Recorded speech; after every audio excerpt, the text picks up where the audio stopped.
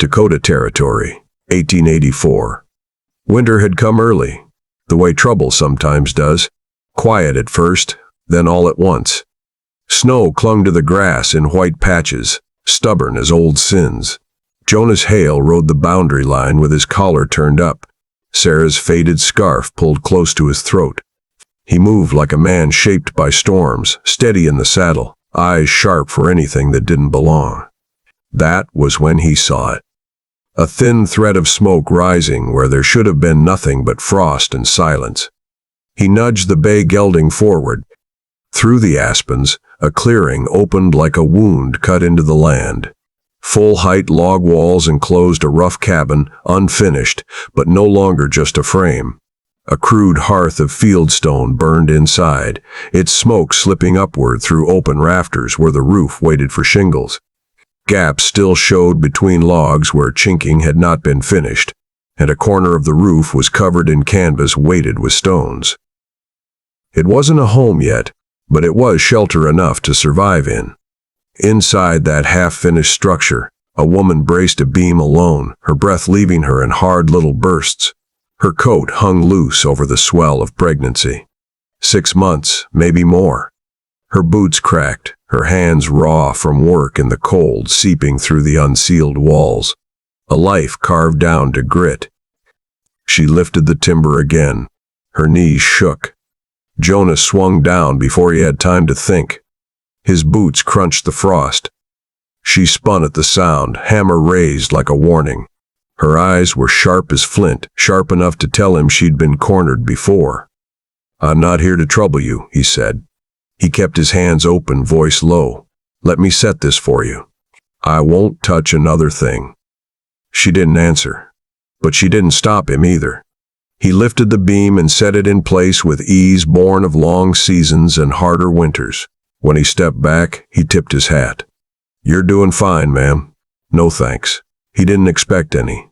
He mounted again and rode off, but when he glanced back, she was still standing there, one hand resting over her belly near the warmth of the crude hearth, holding the child that had driven her this far out into nowhere. Jonas pressed his heels to the gelding, but the smoke from her unfinished but fiercely defended shelter followed him long after he'd cleared the trees. Snow dusted the clearing by dawn, drifting sideways in thin, sharp flakes. Mara Keaton stepped out with her coat wrapped around her belly, joints aching the way they do when a woman is worn past her limits. She meant only to fetch water. Instead, her boot struck something hidden beneath the fresh white. A burlap sack, tied neat, heavy. Inside lay a coil of rope, a bundle of nails wrapped in cloth, a tin of salve, and a cured ham cold inside its waxed paper. Mara looked toward the aspens. "Show yourself," she called. Nothing answered. Just wind and white and the silence of someone who'd chosen not to be seen.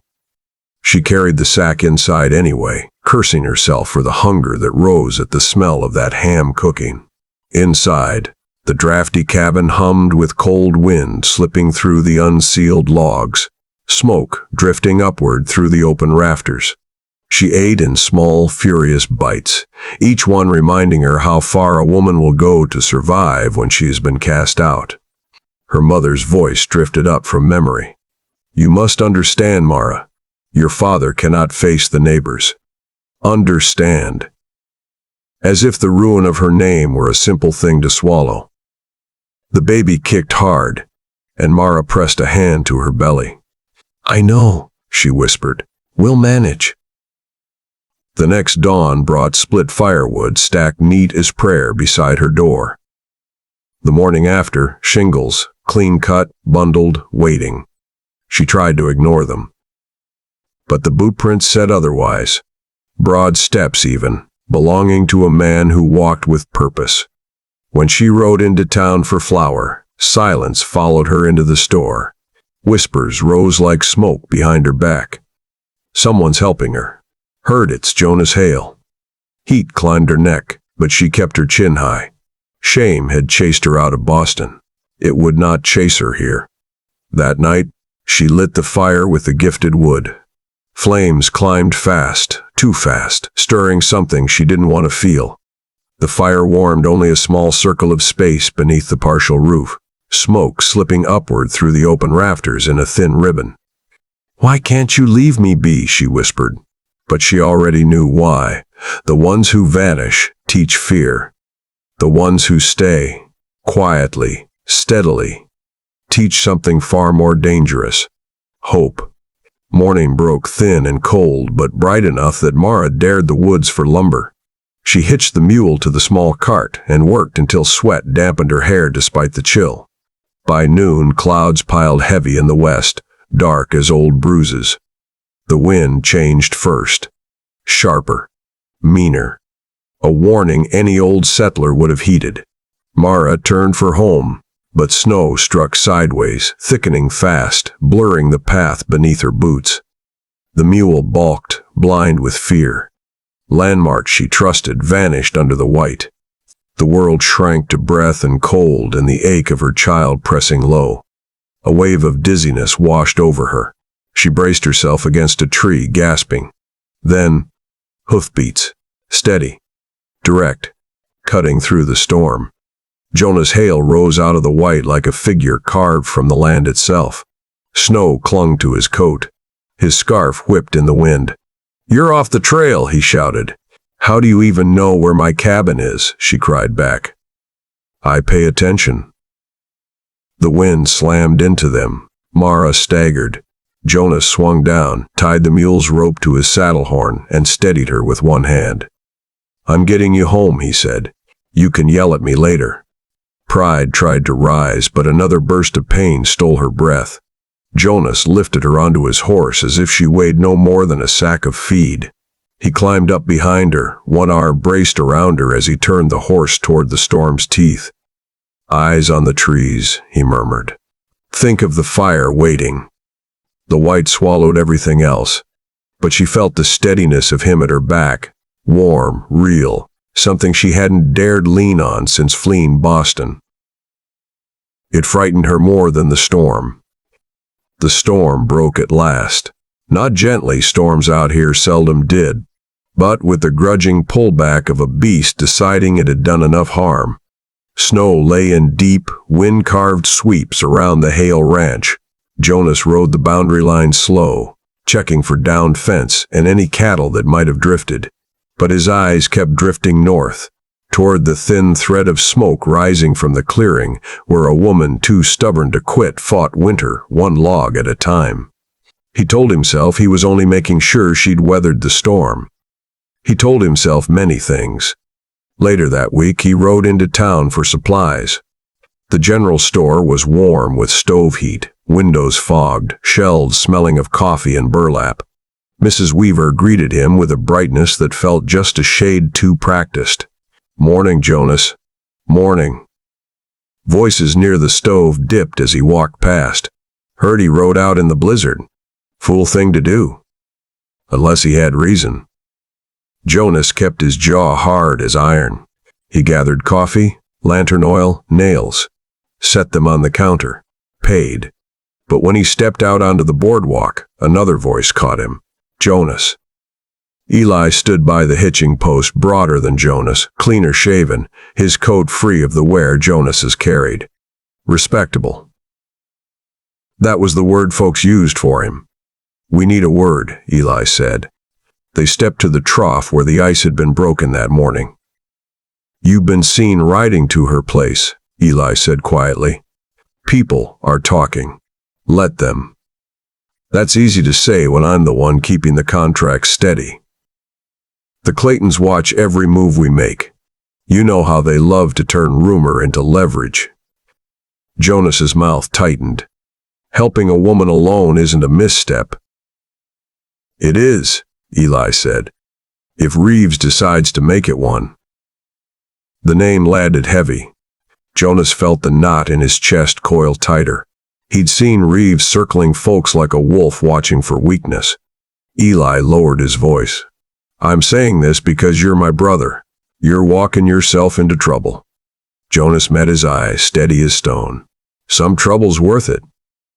Eli exhaled, long and disappointed. "Then don't expect me to clean up the mess." Jonas mounted and rode out of town with the same eyes watching him, measuring, whispering. But none of that mattered as much as the thin smoke rising from the north. Stubborn, steady, refusing to die out. Reeves arrived the way men do who believe the world clears a path for them. Buggy polished, gloves spotless, posture stiff enough to match the cold. Mara heard him before she saw him. The brittle crunch of wheels on crusted snow. The clipped rhythm of a horse that had never known hunger. She stepped outside, one hand braced on the doorframe. "Miss Keaton," Reeves said, giving a small, formal nod that barely passed for courtesy. "Mr. Reeves." He glanced at her half-built cabin circling slow, the way a man circles a claim he already thinks he owns. "Reviewing filings," he said. "Yours raised. Concerns." Her stomach tightened. "What concerns?" Reeves folded his hands behind his back, as if about to deliver scripture. Under the Homestead Act, a claimant must prove improvement and capability. His gaze dropped to her belly. "Your condition complicates that." Mara straightened. "I've worked this land myself." "So it appears," Reeves said lightly. "And yet there are whispers. Unfavorable whispers about a widower visiting your land." Mara's jaw clenched. "Jonas Hale has done nothing improper." Reeves smiled, small and sharp. "Perhaps. But appearances, Miss Keaton, appearances hold weight." He paused by the doorway, eyeing the blankets near the fire and the lone footprint trails frozen into the packed dirt floor. "Your marital record is still intact in Massachusetts," he added. "Legally, that means your husband may hold claim to whatever you prove up here." Mara's voice came thin. "My husband left me." "The law does not track a man's moral deficiencies," Reeves replied. "Only his signatures." The words hit like a blow. "What do you want?" she asked. "Stability," he said. "This acreage could do more good in capable hands. A rancher to the south is interested. Wealthy, respected, less precarious. You mean to take it?" "If improvements remain insufficient by thaw," Reeves said, "I will have no choice." He gave a thin, insincere nod before turning and stepping back into his buggy. The wheels cut deep scars into the clearing as he rode away. Mara stood in the doorway long after he vanished, both hands pressed to her belly. "He won't take this," she whispered, but doubt whispered back. Wind hissed around the unfinished cabin, slipping through the smallest gaps in the logs. Mara fed the fire early, coaxing flame into strength. Smoke drifted upward through the open rafters, escaping where shingles had yet to be laid. Shadows climbed the walls like restless spirits. She was rubbing salve into her cracked palms when the knock came. 3 slow, deliberate taps. No one knocked out here. She opened the door an inch. Snow swept in. Jonas Hale stood on the porch, coat dusted white, scarf high around his throat. His eyes searched hers with a kind of quiet urgency. "I saw Reeves's buggy tracks," he said. "Wanted to be sure you were all right." Mara stepped back just enough for him to enter. He stamped snow from his boots and shut the door gently, as though afraid sound alone might break something fragile. "What did he say?" Jonas asked. She stared at the fire. "That my claim might not be valid. That I'm not capable. That I should find protection." Jonas's jaw flexed. He moved near the hearth, warming his hands. "Reeves wants leverage. Someone with money wants this land. He'll twist any rule he needs to." Mara lowered herself to the floor across from him. In the firelight she looked young, tired, worn thin by winter and memory. "I didn't ask you for wood," she said. "Or food. Or anything. I know. I don't want people talking." "What people say," Jonas murmured, "has nothing to do with what's right." She looked up sharply. "I don't understand you." Jonas exhaled, long and heavy. He stared into the fire. "My wife died in childbirth, 5 winters back. Storm worse than this one." I held her hand until it went cold. Mara's breath hitched. "Jonas, I've carried that weight ever since," he said quietly. "Seeing you here, doing everything alone, I can't." He broke off, jaw tightening. "I won't lose another woman to a storm if I can stand between her and the cold." Silence filled the cabin, warm and painful. Mara swallowed hard. "My family cast me out. My husband lied about me, and they believed him. They told me to leave before the neighbors learned." Jonas met her eyes. "You deserve better." A gust slammed the shutters, making them both flinch. "Storm's coming," Jonas said softly. Something in Mara shifted fear, yes, but also a quiet kind of release. "Stay," she whispered. Jonas didn't smile, but he nodded once, and the fire's glow seemed to steady. The storm came down fast, the way winter does when it remembers its anger. Snow thickened until the world turned to chalk. Wind clawed at the unsealed cabin seams, whistling through gaps in the walls. Drifts climbed the partial exterior, piling against the unshingled sections like they meant to bury the place whole. Jonas stayed. Mara didn't ask, and he didn't wait for permission. He checked the mule, tied the lean-to tight, and brought in wood until the pile near the hearth reached his knees. By nightfall, the windows had vanished behind shutters rattling like loose teeth. Inside, the lantern flame trembled. Mara sat wrapped in blankets, hands shaking as she worked the salve into her palms. Jonas sealed a crack in the frame with a strip of cloth, whose shoulders bent under the weight of memory. "You should sleep," she said. "So should you. The baby keeps pressing low." He looked at her then, really looked, fear flickering across his face before he pushed it down. "Storms like this can stir things early." "It's too soon," she whispered. "It happens." The hours stretched thin.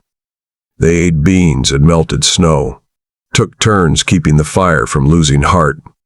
Once, a heavy slide of snow tore down the roof. The cabin shuddered. Mara gasped. "It held," Jonas said quickly. "It'll keep holding." Another tightening wrung a sound from her she couldn't hide. She pressed both hands to her belly. "How long has that been?" he asked. "Since dusk."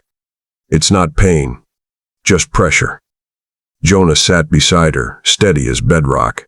"We'll keep watch." The wind howled, a sound old as the prairie itself. Jonas reached into his coat and pulled out the small wooden cradle he'd been carving by lamplight. Unfinished, edges rough, hope still taking shape. "I meant to bring it when it was done," he said. Mara traced its curve with her thumb. "It's beautiful." "Not yet," he murmured. "But it will be." Thunder of wind, crackling fire. Two people sitting closer than silence allowed.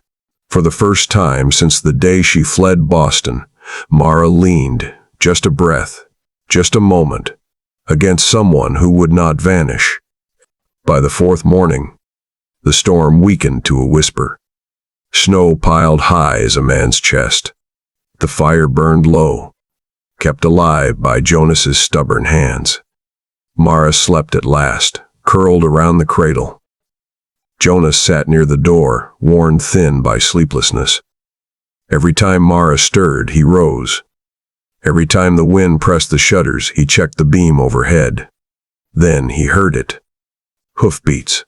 Slow, deliberate, wrong for this kind of morning. Jonas stiffened, hand brushing the revolver on its peg. 3 booming knocks shook the door. "Stay back," he murmured to Mara. She pushed herself upright, blinking. Another knock, impatient, entitled. Mara opened the door a crack. Silas Reeves stood on the porch, frost on his coat, hands clean, eyes sharp with the satisfaction of a wolf finding weakness. Behind him waited 2 mounted men, rifles on their saddles. "Miss Keaton," Reeves said, "I trust the storm didn't trouble you too much." Mara's grip tightened. "What do you want?" Reeves's gaze slid past her toward the blankets by the fire, the 2 plates.